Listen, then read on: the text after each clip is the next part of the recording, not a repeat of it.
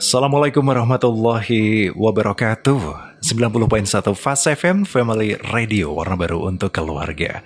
Selamat malam keluarga Fast. Apa kabar untuk Anda? Magelang dan sekitarnya masih hujan ya. Maklum, kita masih di bulan Januari. Sudah menjadi hal yang wajar ketika bulan Desember, Januari ini penuh dengan hujan. Karena kita di negara di mana musim tropis ini ada hujan, ada panas ya. Dan juga yang lainnya keluarga Fast untuk kita rasakan. Nah, kalau malam ini Anda masih merasakan hujan, berharap saja hujan ini membawa berkah untuk kita semuanya. Tetapi jangan lupa untuk tetap waspada. Sewaspada apa keluarga Fast? Sewaspada kita juga untuk bisa membimbing buah hati kita untuk menjadi pribadi-pribadi yang berakhlakul karimah, solih solihah, dan tentu iman Islamnya semakin hari semakin kuat. Dan selamat datang ya, ahlan wa sahlan kepada para santri yang kemarin sempat liburan keluarga Fast. Hari ini atau di awal Januari sudah tiba kembali di pondok pesantren. Anak-anak juga sudah kembali ke sekolah di tempat pendidikannya masing-masing. Ini merupakan awal yang baik untuk kita bersama-sama untuk memberikan support, dukungan kepada putra-putri kita atau buah hati kita. Dan malam ini, Baiti Janati, Rumahku Surgaku, menyapa Anda kembali sampai kelar nanti pukul 21 waktu Indonesia Barat untuk edisi Selasa 7 Januari 2025. Bersama-sama kita akan ngaji bareng, kita sharing bersama dengan Ustadz Nur Rahim. Assalamualaikum, selamat malam Ustadz Nur Rahim. Waalaikumsalam warahmatullahi wabarakatuh. Selamat malam Mas Dimas. Selamat malam Ustadz, apa kabar Ustadz, sehat? Alhamdulillah sehat walafiat. Masya Allah, udah berapa perjumpaan kita gak ketemu ya? Udah 1 tahun Mas. 1 tahun ya rasanya ya, Masya Allah. Ya, kemarin ada liburan santri ya. Berapa lama ini Ustadz? Kemarin 2 minggu, alhamdulillah. Oh, 2 pekan. Waduh, di bawah. Alhamdulillah itu sangat berharga sekali buat para santri ya. Iya. Karena kemarin kebetulan 8 bulan ya kita tidak bertemu dengan orang-orang yang tercinta di rumah. Di rumah ya. Memang ada penjumuan gitu Mas Dimas. Setiap 3 bulan sekali. 8 bulan tidak ketemu dan kemarin alhamdulillah anak-anak semua bisa kembali ke rumah. Yeah. Quality time bersama orang tua dengan saudara-saudara. Kemudian alhamdulillah ini juga sudah kembali beraktivitas di pesantren. Yeah. Dan lebih siap lagi untuk bertolabul ilmi di pondok. Alhamdulillah. Semuanya pulang dengan kondisi sehat, kembali dengan sehat. Sehat, alhamdulillah. Semuanya lancar. Lancar ya. Oke, baik.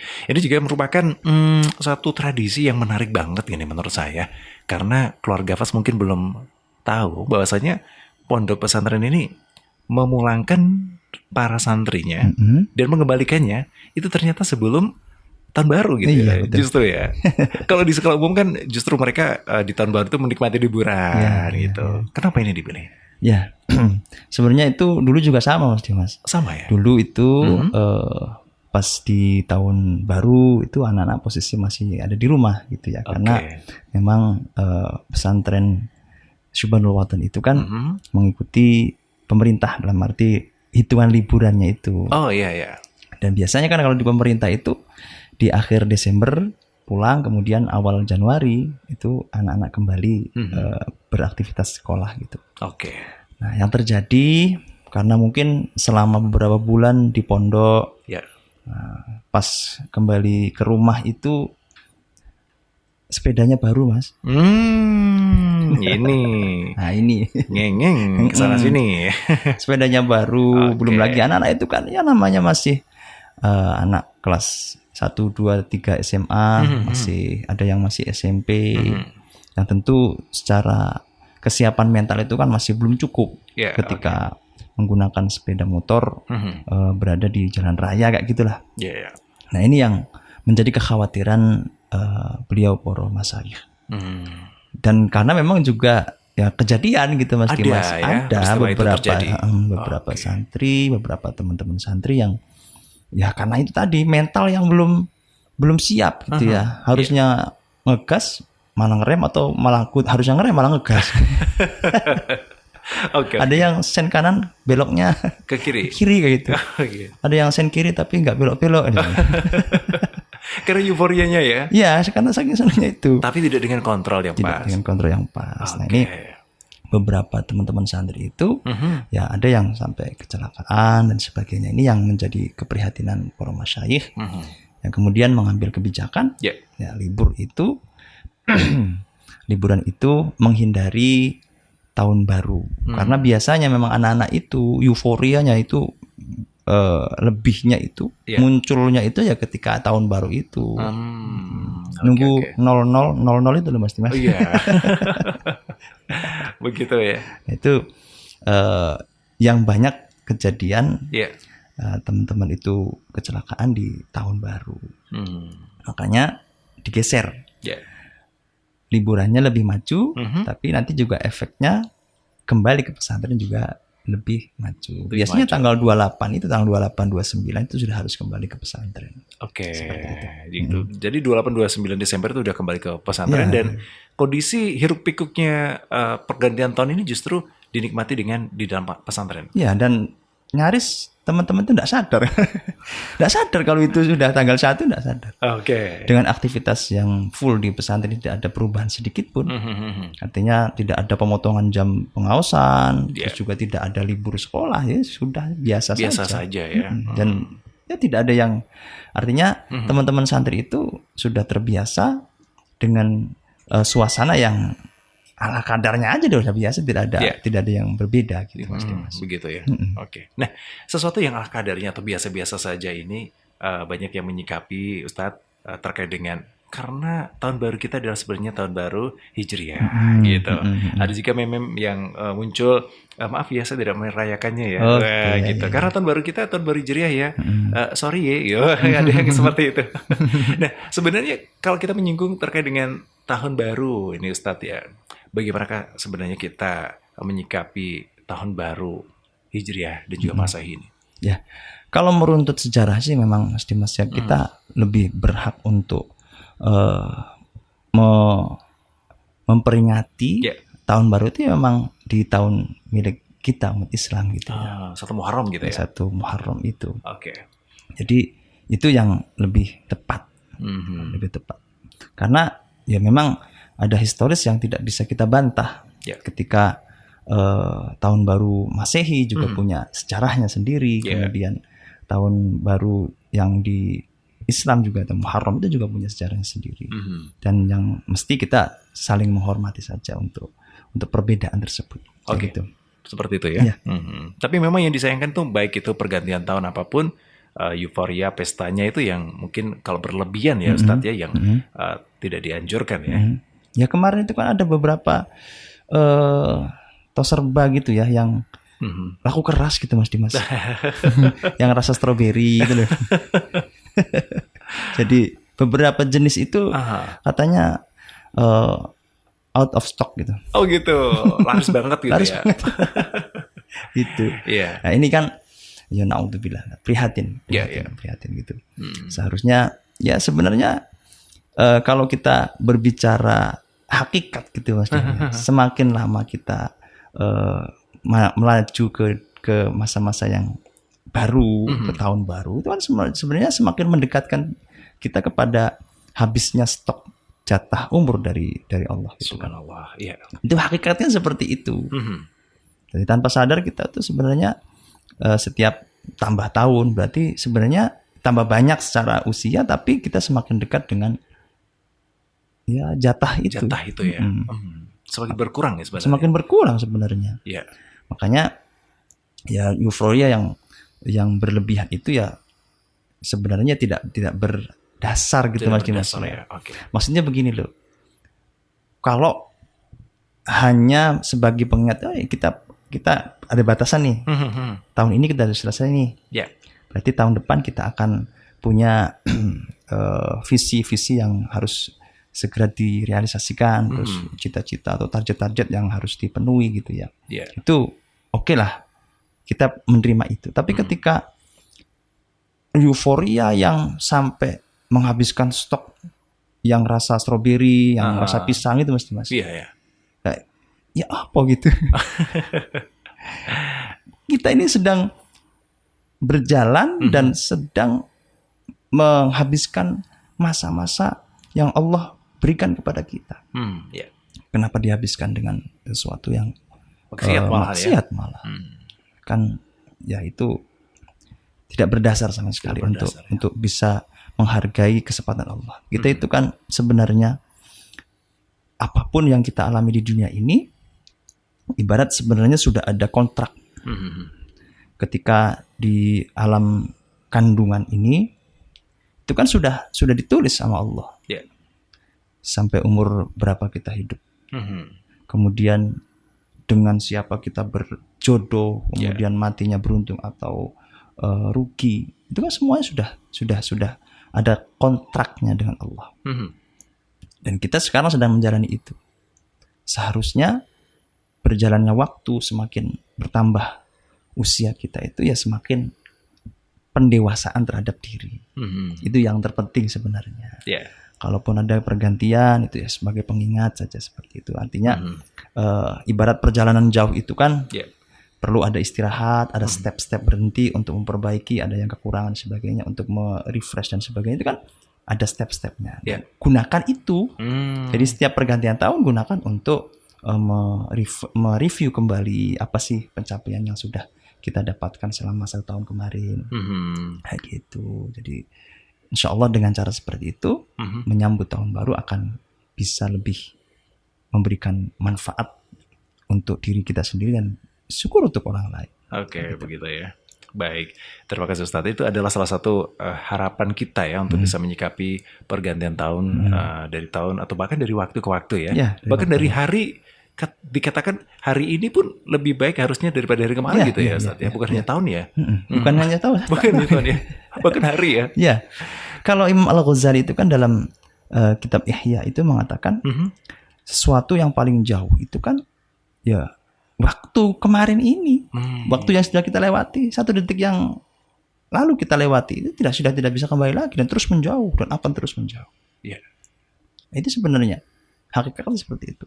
Dan Rasulullah Muhammad SAW jelas sekali mengatakan bahwa ketika termasuk orang yang rugi ketika harimu sama dengan hari kemarin. Artinya ya stuck saja. Itu kata Rasulullah termasuk orang rugi loh Mas. Rugi ya? Rugi. Kalau sama dengan hari kemarin? Padahal sama loh ya. Kenapa kok dikatakan rugi? Karena seharusnya seiring bertambahnya waktu, pendewasaan kita sudah harus lebih. Keuntungannya juga kita harus lebih. Kemudian pengalamannya juga kita harus lebih.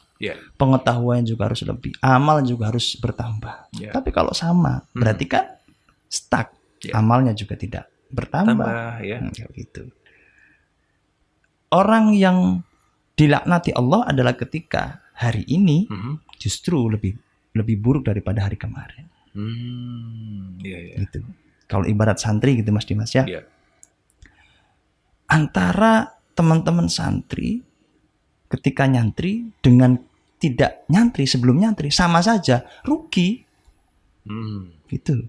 Dari nyantri sebagai santri, kalau seumpamanya kualitas dirinya itu antara sebelum pas lagi jadi santri, pas jadi santri dengan sebelum jadi santri sama saja, ya berarti kan rugi. Rugi dong ya, nggak ada bedanya. Nggak ada bedanya.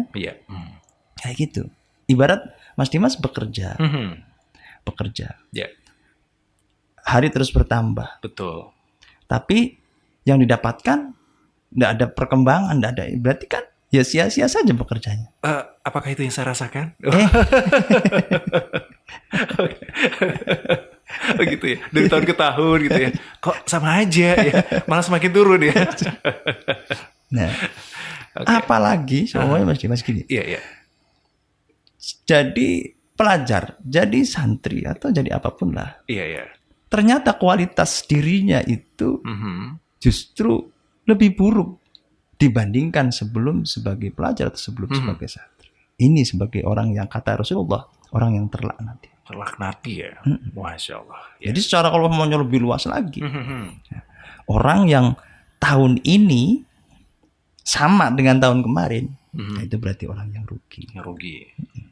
Rugi, karena kita sudah melalui waktu yang panjang. Masya Allah. Hanya begitu-begitu saja atau sama saja itu sudah rugi kata Rasulullah. Seharusnya adalah hari ini kita harus lebih baik daripada hari kemarin. Amin. Atau tahun ini kita harus lebih baik daripada tahun kemarin. Lebih baik itu adalah sebuah pencapaian. Mhm. Ketika kebaikan-kebaikan itu mulai bertambah, itu sudah lebih baik. Kebaikan bertambah ya. Iya, yang penting ibaratnya itu ada progres yang naik gitu Mas Ah, Dimas. gitu.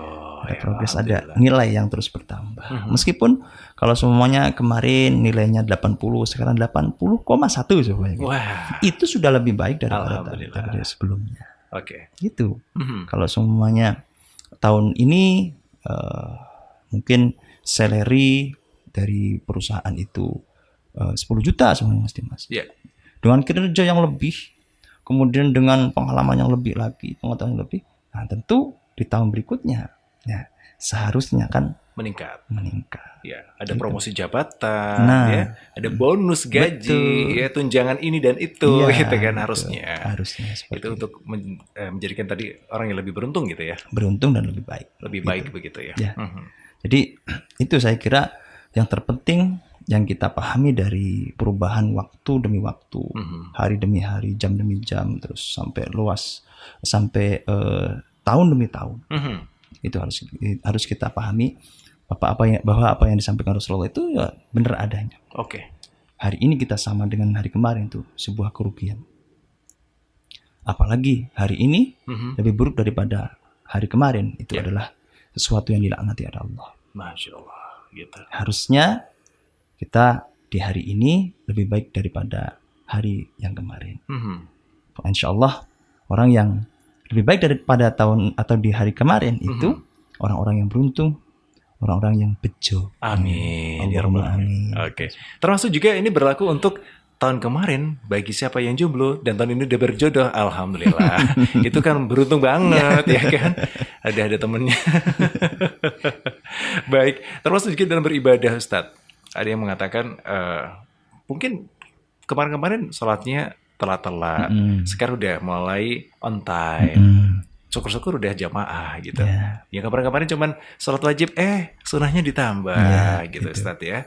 Atau justru sekarang, aduh jamaahnya udah telat, bangunnya siang. Gimana dong Ustadz? Ya itu semakin maju. Kemajuan ya? Ya kemajuan Jamnya.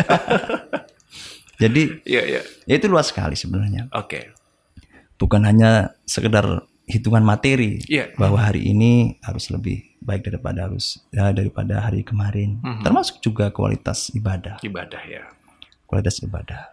Ya. Jadi Allah itu kan ketika mewajibkan manusia untuk melakukan ibadah, contoh semuanya aqimus sholah, lakukanlah sholat.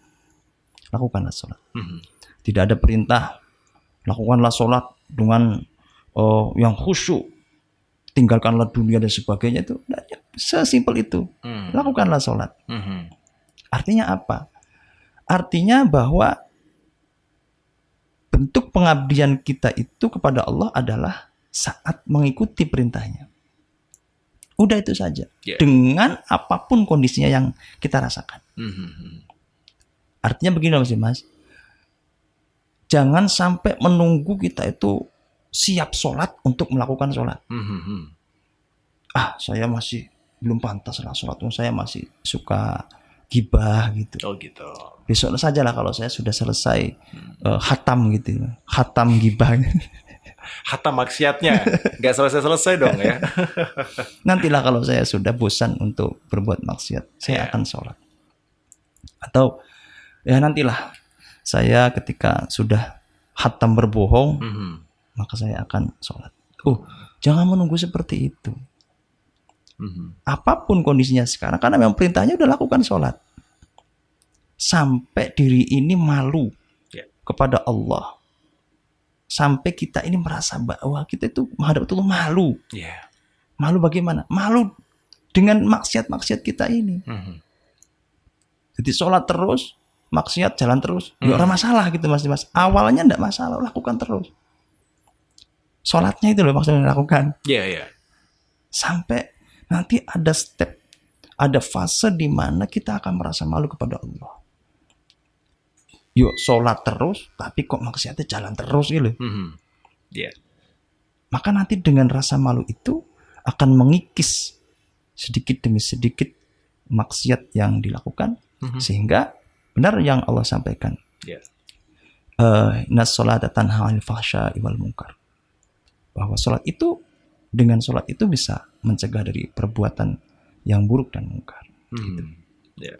Karena awalnya perintah saja, apapun kondisinya. Ya. Sama seperti orang yang haji, jangan menunggu haji itu sampai saya mau haji loh, sholatnya aja belum beres gitu. Saya loh belum sholatnya belum beres, tapi mau puasa, nanti aja lah. Nanti tidak selesai itu. Iya. Tidak selesai. Peningkatan itu, progresnya itu ya harus bisa kita rasakan atau bisa kita nilai gitu Mas Dimas. Artinya contoh,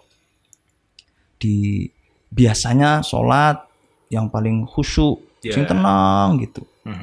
Sholat subuh biasanya gitu.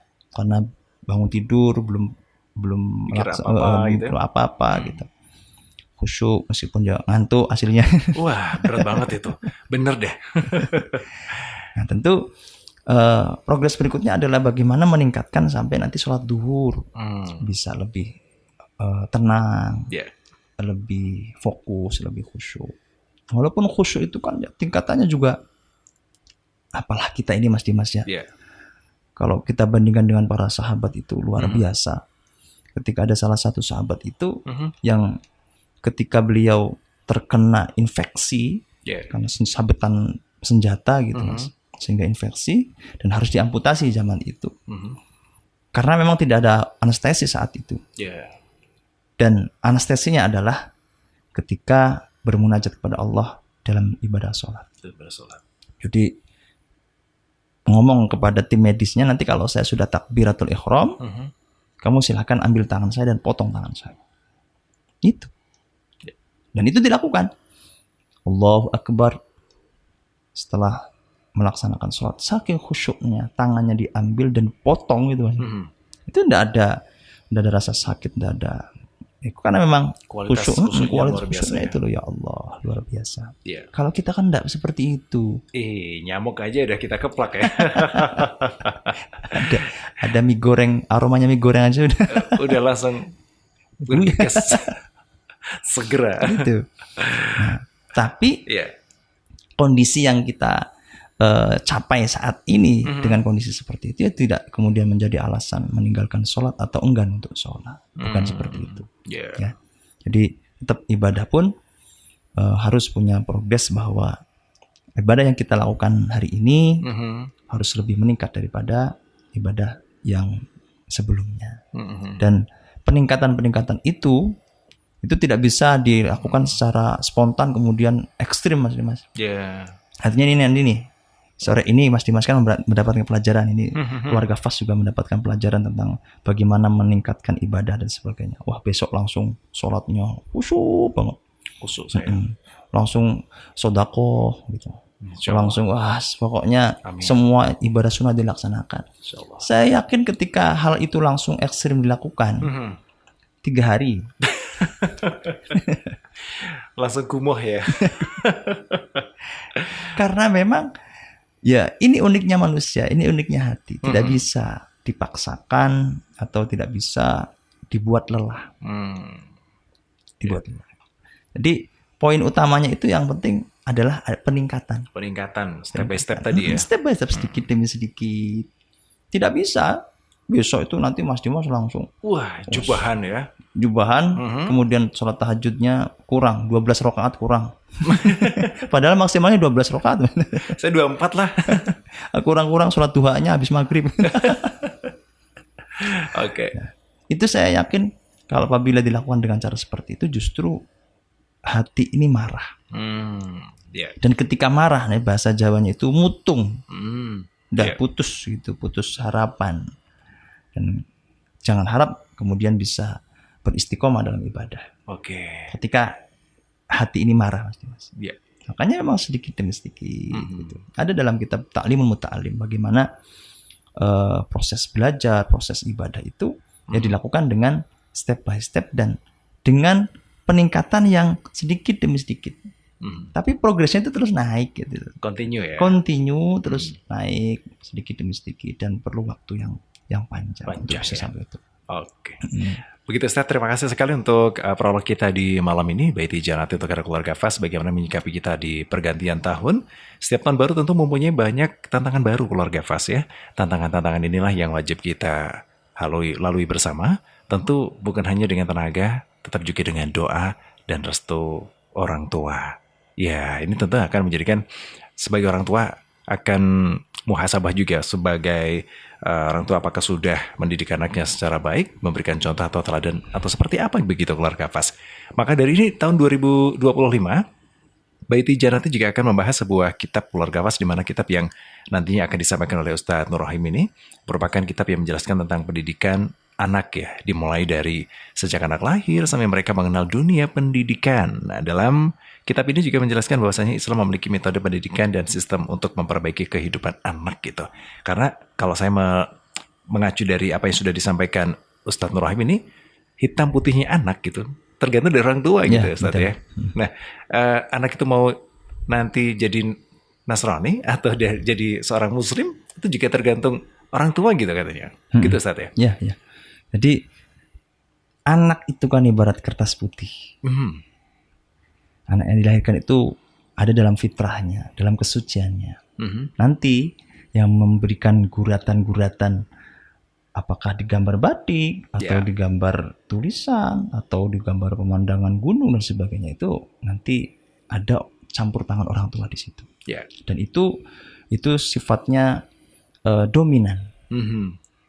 Bayangkan ketika anak itu tumbuh berkembang di sebuah komunitas yang Nasrani, ya tentu kehidupannya juga dari berdasarkan Nasrani itu. Atau Yahudi sama juga ya. Sama seperti itu. Pun juga ketika berada dalam tengah-tengah keluarga yang Muslim, mau tidak mau yang terserap dalam pendidikan anak itu adalah ya pendidikan ala Muslim. Nah, itu pentingnya kita harus mengetahui bagaimana sih metode dalam Islam itu mendidik anak. Khususnya ya bagaimana membangun rumah tangga yang sakinah mawaddah warahmah. Amin gitu ya. Ya rabbal alamin. Begitu. Ya, kira-kira kitab apa ini Ustadz yang akan kita sampaikan ke keluarga Fas ini? Nah, nanti kita akan mengkaji satu kitab yang ini lumayan lengkap Mas Dimas. Lengkap ya. Insyaallah. Kitabnya insyaallah nanti aakan kita kaji bersama, Tarbiyatul Aulad. Tarbiyatul Aulad. Kemudian step by step kita pelajari pasal demi pasal, bab demi babnya, yang mana nanti kita akan menguak seluruh bagaimana proses pendidikan dalam Islam. Ya, mulai kelahiran seperti apa, pernikahan seperti apa, karena anak itu kan ya bermula dari situ dulu. Pernikahan yang baik seperti apa. Nanti proses membangun rumah tangganya seperti apa. Terus baru kemudian lahir seorang anak.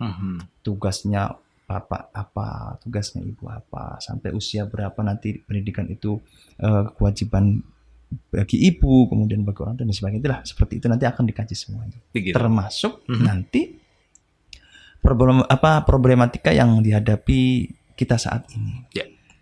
Ketika anak-anak itu mulai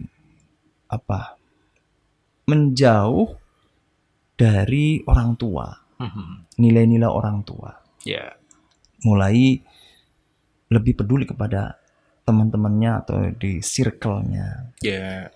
Saya itu dulu Mas Dimas, ya kalau saya ingat dulu ya, ketika anak-anak itu seusia SD, SMP itu ya memang sudah ada circle gitu ya, sudah ada semacam kumpulan komunitas kayak gitu. Tapi ya hanya sebatas mancing gitu loh. Dulu itu saya itu termasuk hobi mancing belut tuh Mas. Oh gitu. Ya. Iya. Mungkin karena daerahnya desa ya, jadi terus mungkin di sawah gitu ya maksudnya. Terus eksplorasi alam gitu loh. Kalau di Mas dulu grup ini main kelereng. Sama ini main gerobak sodor. Nah itu dulu. Terus ya sedikit-sedikit berpetualang kayak gitu. Sampai keluar desa, sampai ya, jauh gitu ya. Itu ngapain? Mencuri manggis atau, atau mangga tetangga? Jadi ya kalau dulu sih Mas Dimas, Iya. memang suka cari ikan gitu ya. Cari ikan di sungai itu loh Mas. Iya. Itu sih ya sampai SMP masih seperti itu. Masih. Iya. Dan tidak ada pikiran apa namanya, melecehkan perempuan. Itu udah ada loh Mas. Teman saya dulu itu ya teman maksudnya Mas Dimas dulu lah saat usia SD SMP itu kan pikirannya ya biasa saja. Kemudian ketika terjadi gesekan pun ya paling rame di mulut, terus pukul-pukulan gitu aja. Selesai. Didamaikan, selesai. Begitu. Nah, beda kan dengan tahun sekarang? Nah, kan beda. Kalau dulu kenakalan remajanya itu ya banter-banternya nyuri mangga. Sekarang udah menghilangkan nyawa. Dan nyuri anak tetangga. Masya Allah. Itu perbedaannya sangat luar biasa Ustaz. Ya. Ini kan bukannya kita terus menyerah dengan kehidupan ini. Tidak boleh Mas Dimas. Kita tidak boleh menyerah dengan rahmat Allah, dengan kasihnya Allah. Tapi ibarat kita berlayar, bukan kita menyalahkan anginnya, bukan kita menghindari anginnya, tapi bagaimana kita bisa mengendalikan layar yang mana ketika layar itu bisa kita kendalikan, maka angin itu akan menyesuaikan. Gitu. Seringkali kita kan, contoh seumpamanya melihat kondisi anak yang terjadi sekarang ini, anak-anak sebetulnya sekarang. Secara satu sisi kita menyalahkan dia, ya memang karena memang salah gitu, Mas. Tapi itu kan sebenarnya sebuah akumulasi. Bagaimana anak itu terbentuk dengan mental yang sekarang jadi, itu karena dari sekolahnya seperti apa, orang tua lingkungannya seperti apa, lingkungan di rumahnya juga seperti apa, pertemanannya seperti apa, sampai ya mengerikan sekali. Kita mendengar beberapa waktu kemarin di akhir tahun itu kan, ada anak-anak yang usianya masih sangat kecil sekali, masih belasan tahun sudah, naudzubillah, menghabisi orang tuanya. Hanya karena hal-hal sepele. Dan itu juga secara satu sisi kita melihat bahwa kita tidak bisa menormalisasi itu sebuah kewajaran. Tetap itu merupakan kesalahan. Tapi kita juga harus tidak boleh menutup diri fakta-fakta bahwa anak ini sebenarnya adalah sebuah akumulasi dari berbagai faktor. Dan kita tidak boleh menghindari itu. Dan kita harus mau tidak mau memahami itu. Agar apa? Agar nanti treatment yang diberikan kepada anak itu dengan treatment yang sesuai porsinya. Tepat ya. Tidak bisa mendidik anak, kalau bahasanya di netizen itu kan ala VOC. Gitu. Cara-cara kolonial nggak bisa ya. Sekarang nggak bisa. Harusnya cara milenial juga. Jadi kalau ala VOC itu anak sekarang berani.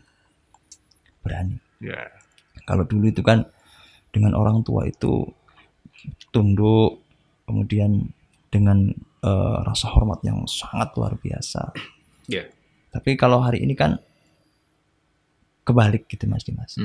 Anak itu orang tua itu lebih banyak mendengarkan apa yang disampaikan anaknya, keinginan-keinginannya gitu loh. Nah, ini yang kita harus punya pegangan, harus punya pakem yang kuat untuk pendidikan anak, dan insya Allah nanti kita akan kaji itu sedikit demi sedikit, step by step, dimulai dari bagaimana sih mencari pasangan yang ideal, proses-proses yang sesuai syariat yang diajarkan oleh Allah seperti apa sih, diajarkan oleh Kanjeng Nabi, sehingga nanti bisa membangun sebuah rumah tangga yang baik. Kemudian setelah itu baru ketika anak itu lahir sampai ke pendidikan dan seterusnya sampai ke jenjang bagaimana anak itu nanti kita sebagai orang tua itu percaya bahwa anak ini sudah siap dan mampu untuk melanjutkan kehidupan. Begitu. Saya suka ini Mas. Apa ini? Saya suka ada satu puisi, tulisan dari maestro sastra gitu ya. Siapa? Khalil Gibran. Khalil Gibran. Saya bacakan, Mas Dimas mau dengerin ini. Oh ya? Jangan-jangan saya jatuh cinta nanti. Ah. Beliau mengatakan bahwa anakmu bukan milikmu. Mereka adalah putra-putri sang hidup yang rindu akan dirinya sendiri. Mereka lahir lewat engkau, tetapi bukan dari engkau. Mereka ada padamu, tetapi bukan milikmu. Berilah mereka kasih sayang, namun jangan berikan pemikiranmu. Karena pada mereka ada alam pikiran sendiri. Patut kau berikan rumah bagi raganya, namun tidak bagi jiwanya. Sebab jiwa mereka adalah penghuni masa depan yang tidak dapat kau kunjungi. Sekalipun dalam mimpimu. Engkau boleh berusaha menyerupai mereka, namun tidak boleh membuat mereka menyerupai engkau. Sebab kehidupan tidak pernah berjalan mundur ataupun tenggelam ke masa lampau. Engkaulah busur tempat anakmu, anak panah hidup melesat pergi. Seperti itu, Mas Dimas. Seperti itu ya. Jadi ini kan sebenarnya karya sastra yang sudah lama. Ya. Dan ini seperti nasihat-nasihat para ulama-ulama. Bahwa anak itu memang punya fitrahnya sendiri. Ya. Seringkali orang tua itu memaksakan anak itu menjadi dirinya, menjadi orang tua itu ala orang tuanya. Padahal setiap individu itu memiliki, Allah memberikan anugerah, kemampuan, memberikan kelebihan. Yeah. Setiap personal itu kan pasti berbeda, bahkan dengan orang tuanya. Yeah. Dan yang pasti yang tadi kita garis bawahi dari apa yang disampaikan oleh Khalil Gibran ini adalah bahwa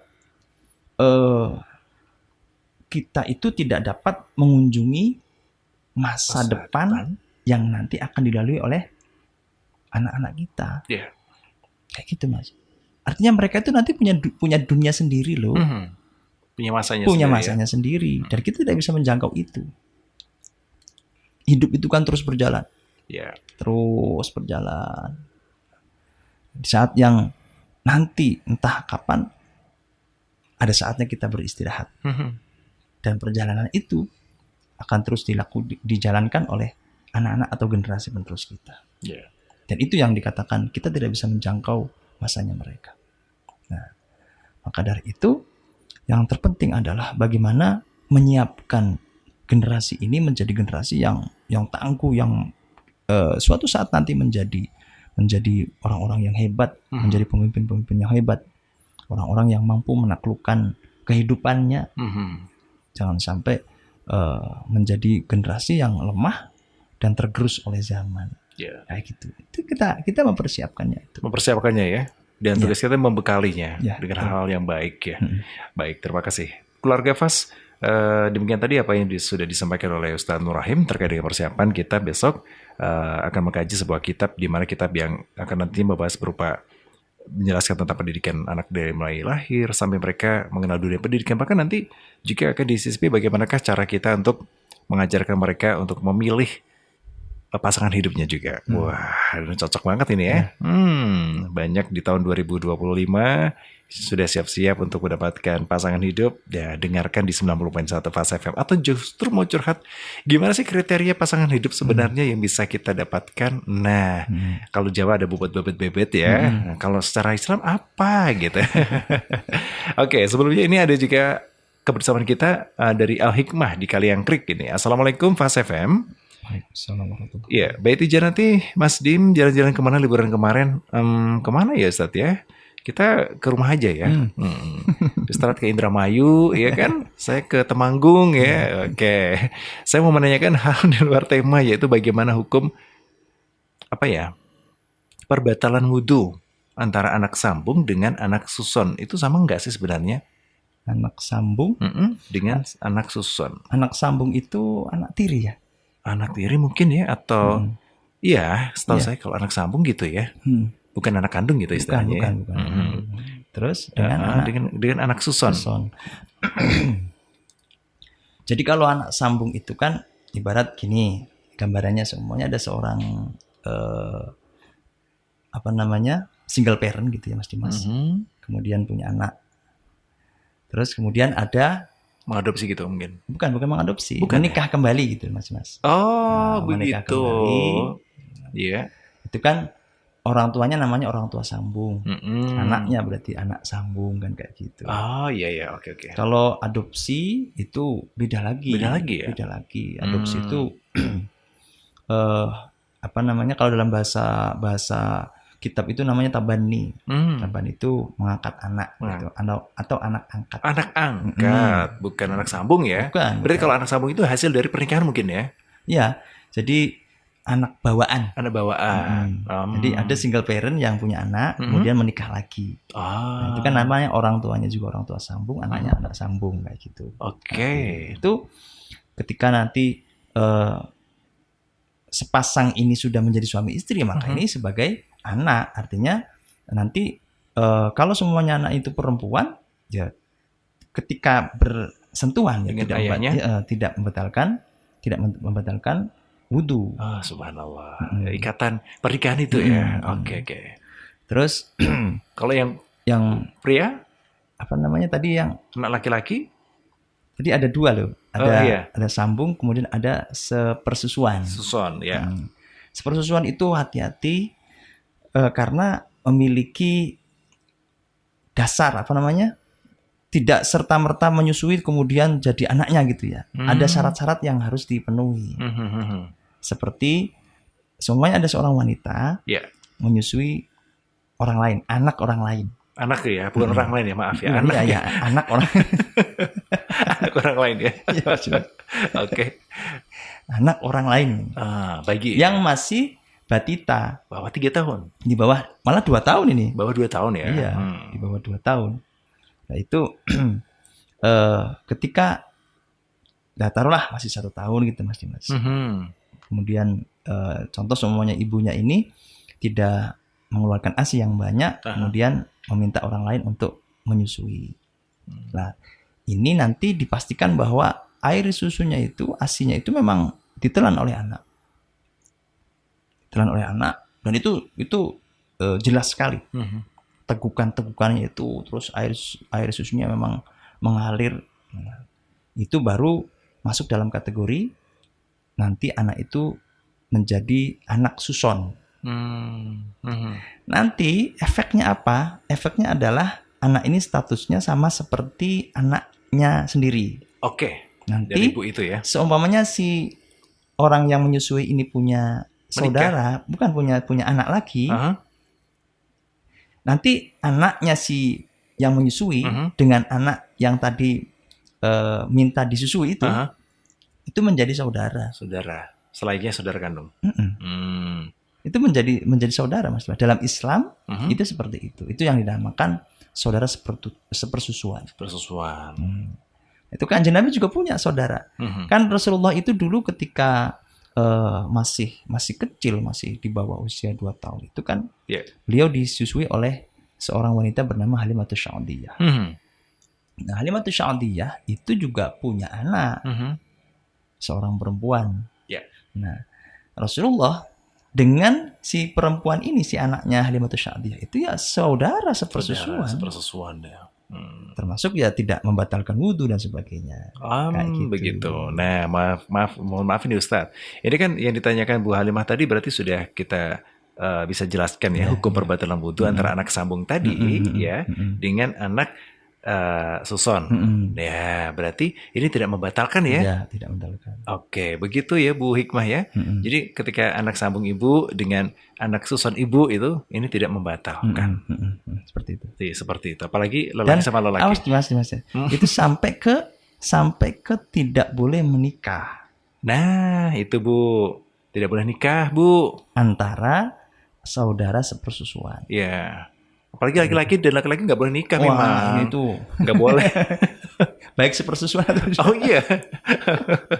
Oke, ini sebentar ini Bu Al-Hikmah ini juga bertanya lagi. Maksud saya dengan saudara orang tuanya itu batal tidak gitu, Mas Dim. Sebentar ya. Maksud saya dengan saudara orang tuanya itu batal tidak? Saya melihat alokasi waktu dulu ya Bu ya.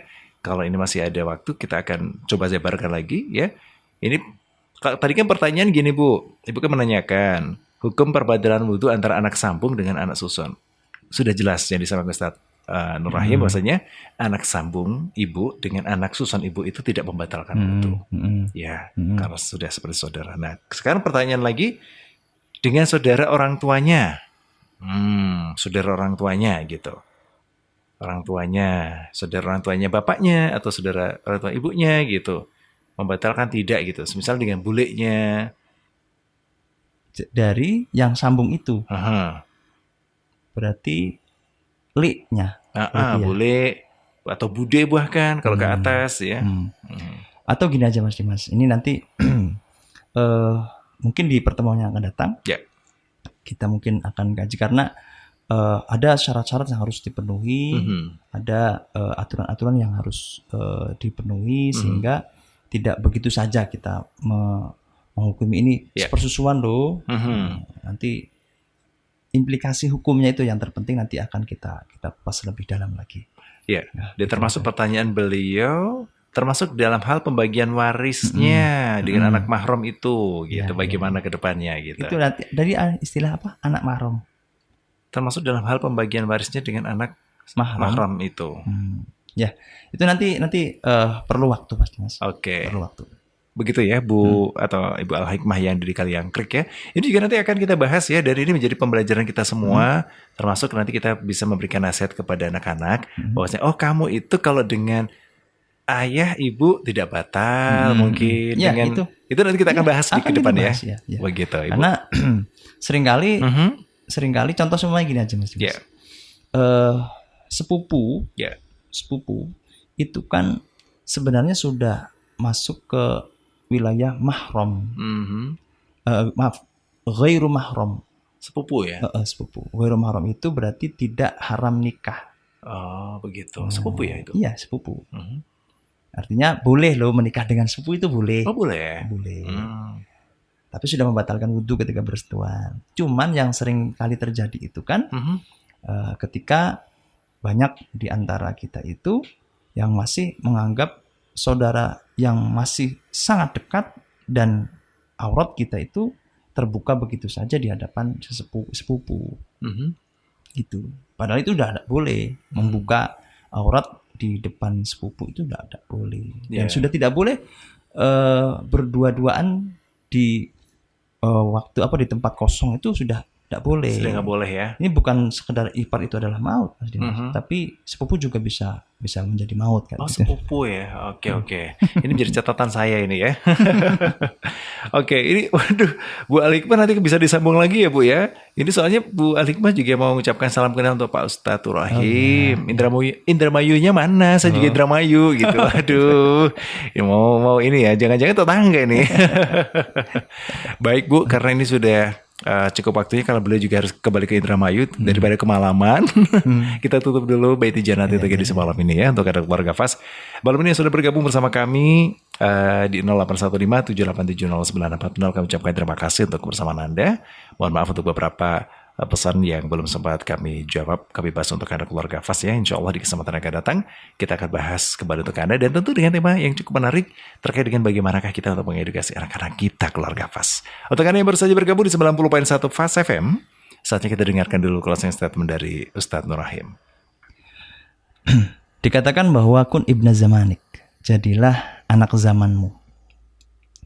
Ini menjadikan kita terus berpikir bahwa kita harus mampu menyesuaikan diri dengan zaman yang terus berkembang. Kun ibna zamanik itu menjadi patokan bagi siapa saja, termasuk orang tua ataupun termasuk juga anak, agar mampu membaca zaman, mampu membaca geliat kehidupan di dunia ini. Seperti apa yang disampaikan Allah dalam Al-Quran di ayat pertama yang diturunkan, Iqra, baca. Iqra di sini baca itu bukan berarti tulisan yang dibaca. Karena Iqra itu maknanya sangat luas, termasuk bagaimana membaca situasi, membaca pola, memahami kehidupan dan sebagainya. Maka kita sebagai generasi yang diberikan kesempatan oleh Allah untuk melewati berbagai tantangan zaman, sepatutnya kita itu belajar dari apa yang sudah kita lewati, sudah kita dapatkan untuk bekal di kemudian hari, sehingga kita bisa menjadi anak di zamannya. Kita tidak mungkin kembali ke masa lalu, kita tidak mungkin terjebak di masa lalu, karena kehidupan ini terus berjalan. Sekali lagi, kun ibna zamanik, jadilah anak zamanmu. InsyaAllah selamat dunia wa ukhra. Amin, Allahumma amin. Terima kasih Ustaz Nur Rahim, dan terima kasih juga untuk Anda keluarga Fas. Malam ini sudah bergabung bersama kami di Baiti Jannati. Sampai ketemu di kesempatan yang akan datang. Selamat malam, selamat beristirahat, dan wassalamualaikum warahmatullahi wabarakatuh.